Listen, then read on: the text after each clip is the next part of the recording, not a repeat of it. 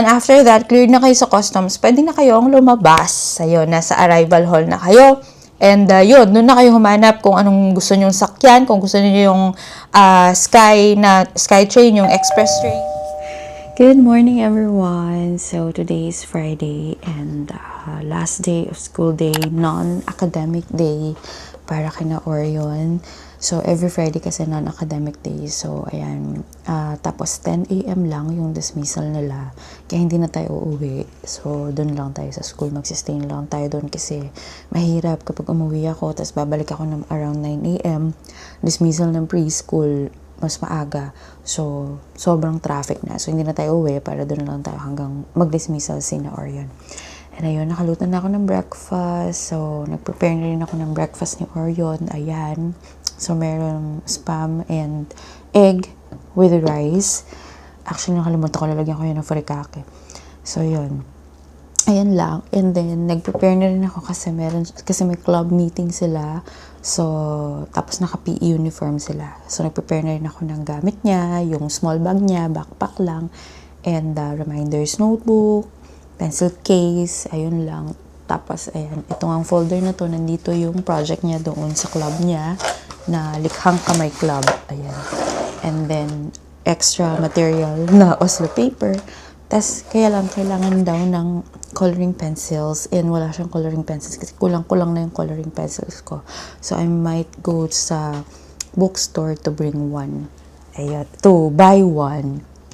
I might go sa bookstore mamaya, papasok ako para makabili ako ng coloring pencils para magamit niya sa school mamaya sa club nila. Ayan, so, anong oras na? It's 5:01. And si Orion, gigisingin ko na siya maya-maya konti para mag-asikaso at makakain na rin ng breakfast. Love me or hate me, doubtless admitted, when he let his eyes on me. 여기 내 눈이 get to know ya. 이미 시작된 걸. How do you think I'm sweet? I'm sweet, so sweet. 우리 키스는 없을 거야. 아마도 그럴 거야. So, ayun na nga guys, andito na tayo sa school. Hindi na kasi tayo nakapag-video kanina kasi nga dami naming ginagawa. Nagmamadali ako kasi si Orion binihisan ko, tapos inasikaso ko pa yung sarili ko kasi nga magsistay na ako dito. Tapos pinak ko yung gamit ko. So, may dala akong backpack kasi dala ko yung laptop ko para mamaya makapag-edit ako ng videos. So, yan. It's 6:31. So, tama lang. Akala ko malilate kami kasi nung umalis kami ng bahay, mga past 6:11 na ata, 6:13. Tapos, ang taas na ng araw. Yung parang nakakabulag na siya pag tinignan. So, hindi ko na masyadong nakikita yung daan. Sabi ko kay Orion, I can't see. Can you look at the road? Sabi ko, kasi sobrang, talaga, blinding na siya. Yung shades ko nandun sa bag ko, sa backpack na sa likod. So, hindi ko na siya maabot. So, yun. At least, hindi kami na late. Kasi pag ganitong time, medyo traffic na yung papasok dito. But, dahil yung iba naman ay naghahatid lang, drop off lang. So, ako, magsistay ako until mamaya. Dahil 10 o'clock ngayon dismissal nila. Pero papasok ko ngayon ng school kasi kailangan kong bilhan si Orion ng coloring pencils para sa kanilang club. So tara na, go na tayo. Are you done? Di pa. Ayan, so bago kami pumasok kasi nagugupit siya ng kuko niya. Sabi ko gupitan niya, siya na lang daw at marunong na siya. Ayan, so let's go guys. Pasok tayo sa school.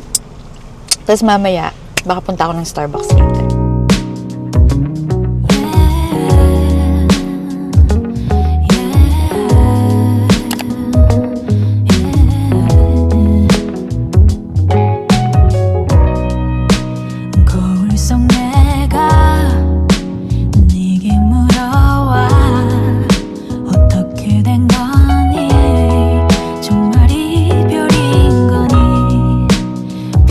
선처럼 좁혀지지 않도록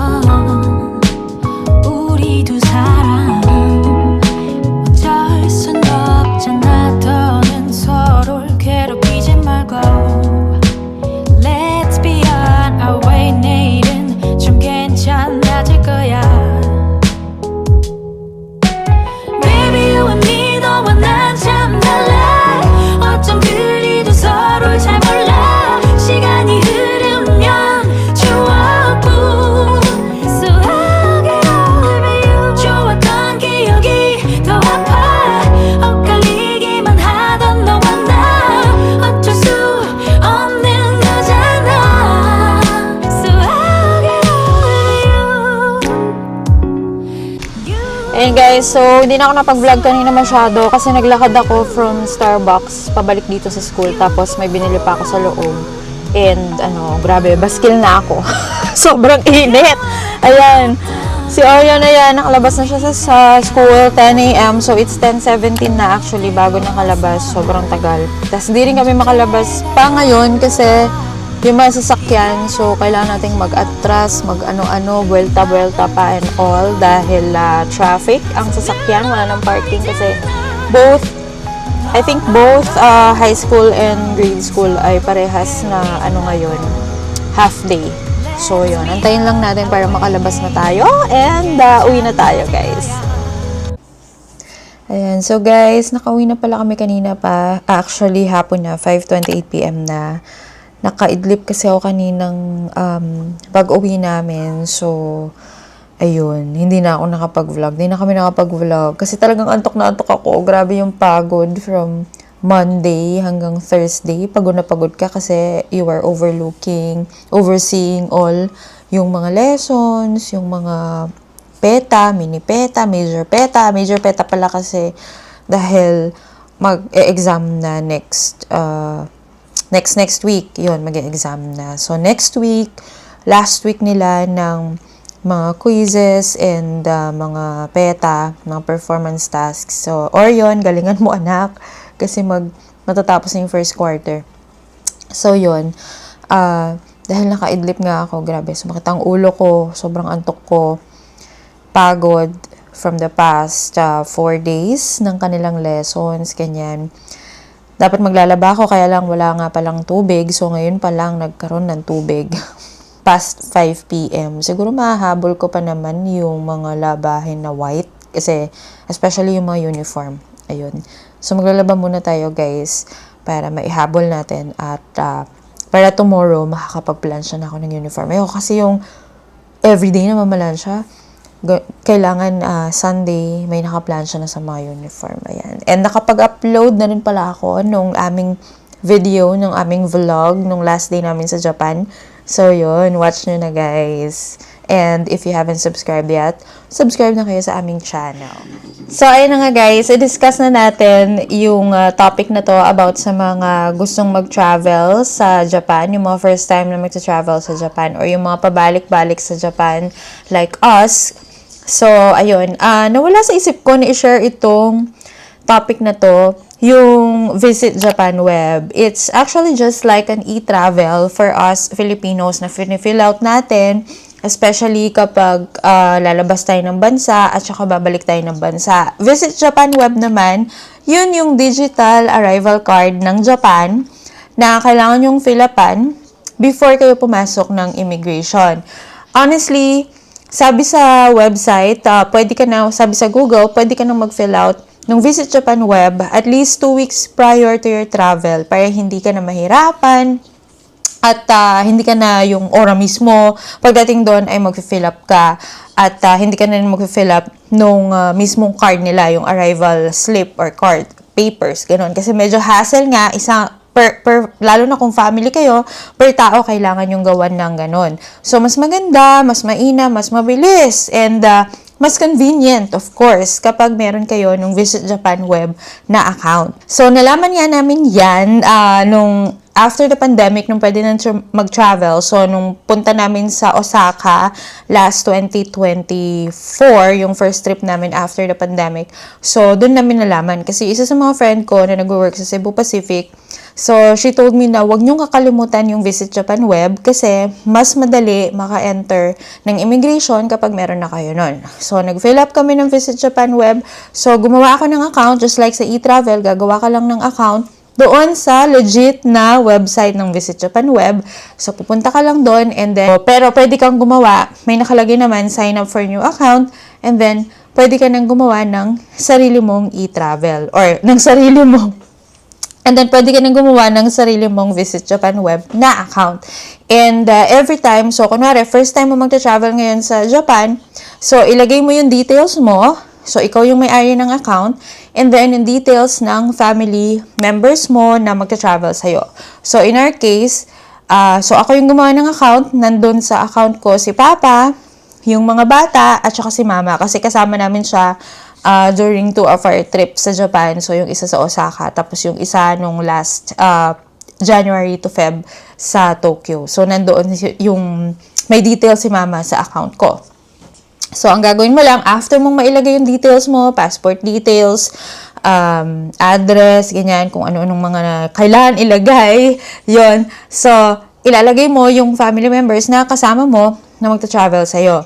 And then, once you're done with that, so ilalagay mo rin, i-register mo yung planned entry mo sa Japan, yung travel mo sa Japan, may title pa, kunwari, Tokyo, July 2025, lagay mo, ganun.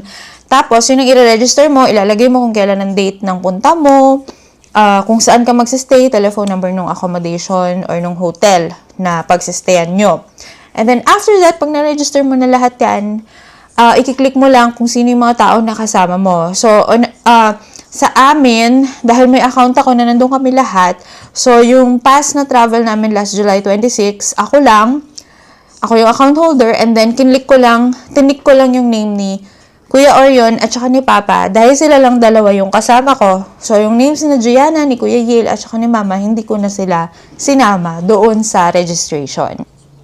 So, napakadali lang pong gumawa ng Visit Japan web. And then, after mo na i-register yung planned entry ninyo, so yun na yun, gagawa ka po ng, i-click mo yung planned na, yung travel na, ninyo, yung na-register mo, i-click mo lang yun, and then, punta ka doon sa customs, i-click mo lang yung customs. So, sa akin ngayon, hindi siya lilitaw kasi wala ako naka-register na planned entry sa Japan. Dahil kakatapos nga lang.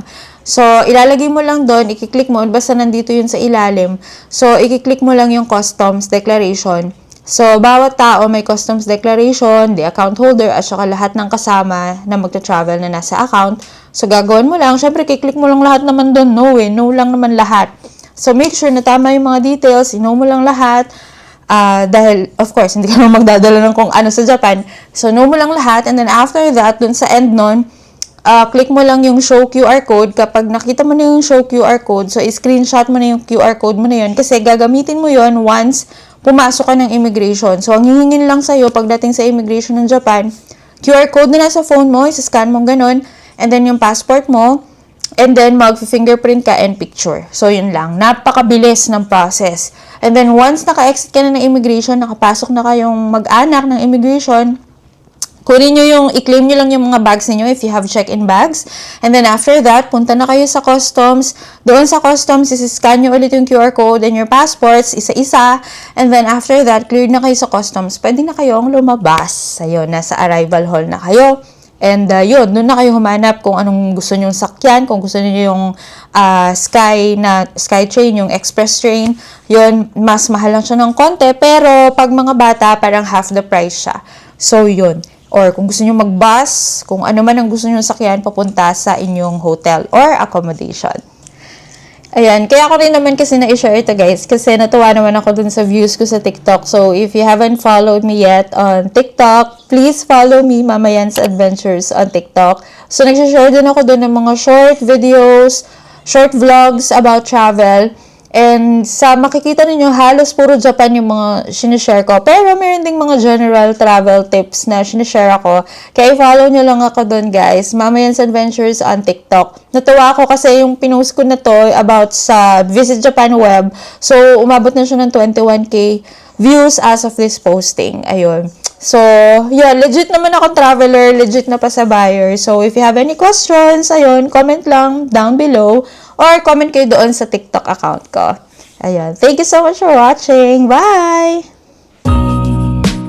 평행선처럼 좁혀지지 않던 우리 두